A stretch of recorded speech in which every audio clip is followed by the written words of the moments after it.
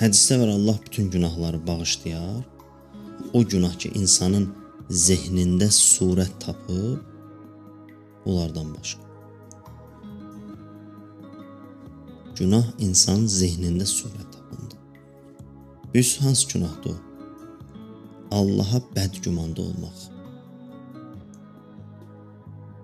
Fikrini kontrol edə bilmir. Fikrini idarə edə bilmir. Fikrini tənzimləyə bilmir. Nə eləsə də əməl olaraq fikrində yenə onu idarə eləmir, yenə bədgümana düşür.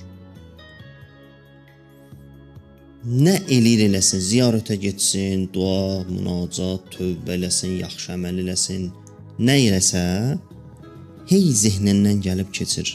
Yox, Allah bağışlamayacaq.